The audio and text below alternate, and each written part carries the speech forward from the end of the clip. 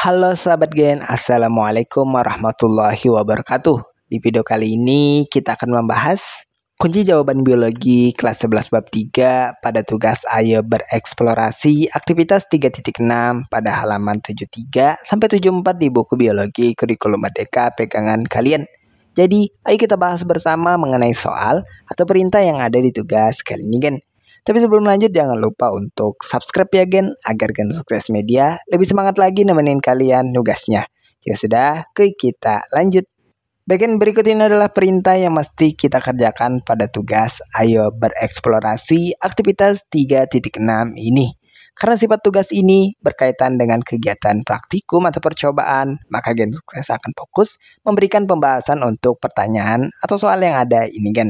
Adapun hasil pengamatan yang kalian dapatkan nantinya bisa menyesuaikan dengan pembahasan yang dibahas pada kesempatan ini. Jadi simak pembahasan setelah ini Gen. Untuk soal atau pertanyaan pertama, sel apa saja yang kalian temukan pada jaringan Floem? Bagian berdasarkan pengamatan, pada jaringan Floem ditemukan beberapa jenis sel. Antara lain ada sel tapis, yang merupakan sel utama yang berfungsi mengangkut hasil fotosintesis. Kemudian kedua ada sel penggiring, yang merupakan sel yang berdekatan dengan sel tapis, tapi berfungsi untuk membantu aktivitas sel tapis. Kemudian ketiga ada serat atau serabut Floem, berfungsi memberikan kekuatan atau mekanik pada jaringan.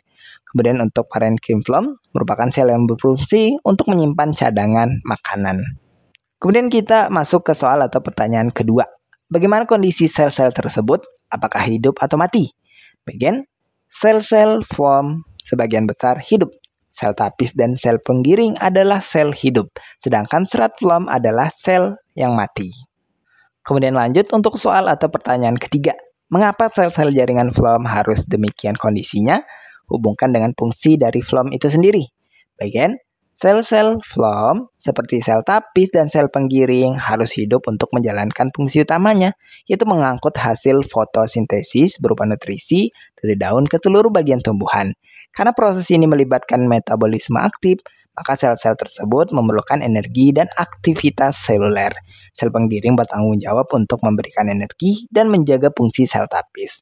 Sel-sel yang terlibat di dalam perpindahan tersebut haruslah hidup agar sistem fisiologinya dapat mendukung transportasi zat di dalamnya. Serat Floem yang mati berfungsi memberikan kekuatan struktural dan dukungan mekanis pada jaringan Floem.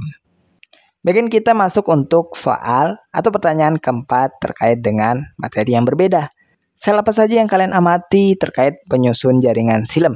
Apakah terdapat perbedaan antara sel-sel yang kalian amati pada Floem dan xilem? Bagian berdasarkan pengamatan, pada jaringan xilem dapat ditemukan beberapa jenis sel. Antara lain yaitu trakeid, merupakan sel berbentuk panjang dan sempit yang mengangkut air. Kemudian ada vessel element atau unsur pembuluh, merupakan sel lebih besar yang membentuk tabung untuk mengalirkan air. Kemudian ada serat atau serabut xilem, merupakan sel-sel pemanjang yang memberikan kekuatan mekanik. Kemudian ada parenchyma xilem yang merupakan sel yang berfungsi untuk menyimpan air atau zat lainnya. Kemudian kita masuk untuk soal atau pertanyaan kelima. Bagaimana kondisi sel-sel tersebut? Apakah hidup atau mati? Bagian sel-sel xilem sebagian besar mati. Trakeid, vessel element, dan serat xilem adalah sel mati. Sementara parenchyma xilem adalah satu-satunya sel yang hidup. Kemudian, mengapa sel-sel penyusun jaringan xilem harus demikian kondisinya? Hubungkan dengan fungsi dari xilem itu sendiri. Ini merupakan pertanyaan untuk yang keenam Gen. Berikut adalah pembahasannya. Sel-sel penyusun xilem merupakan sel-sel yang tidak memiliki sitoplasma. Artinya sel-sel penyusun xilem merupakan sel yang mati. Sel-sel xilem seperti trakeid dan vessel element harus mati karena mereka berfungsi sebagai saluran pengangkut air. Sel-sel yang mati memiliki dinding sel tebal yang memungkinkan mereka mengalirkan air tanpa hambatan atau resiko kerusakan karena tekanan. Dinding sel tebal juga memberikan kekuatan struktural yang diperlukan untuk mendukung tekanan air dan gaya gravitasi, sehingga air bisa diangkut dari akar ke daun.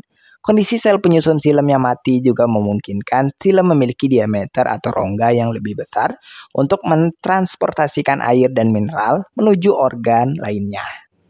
Bagian kita masuk untuk perintah terakhir di sesi tugas kali ini. Buatlah kesimpulan mengenai jaringan Floem dan xilem hasil penyelidikan kalian.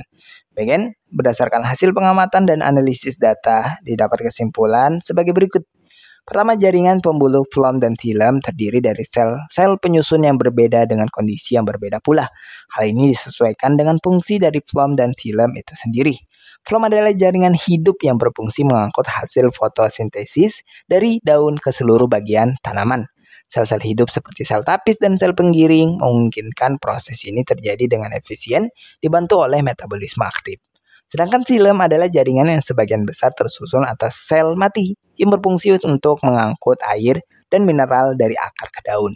Sel-sel mati seperti trakeit dan vessel elemen membentuk saluran yang kuat dan efisien untuk pengangkutan air tanpa hambatan.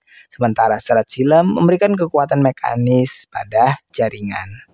Again, itulah pembahasan sekilas kita untuk kunci jawaban biologi kelas 11 bab 3 pada sesi tugas ayo bereksplorasi aktivitas 3.6 pada halaman 73 sampai 74 di buku biologi kurikulum merdeka. Terima kasih karena telah menonton video ini sampai habis kan. Jika dirasa video kali ini bermanfaat, jangan lupa untuk like dan subscribe again. Sampai jumpa di video berikutnya dan wassalamualaikum warahmatullahi wabarakatuh.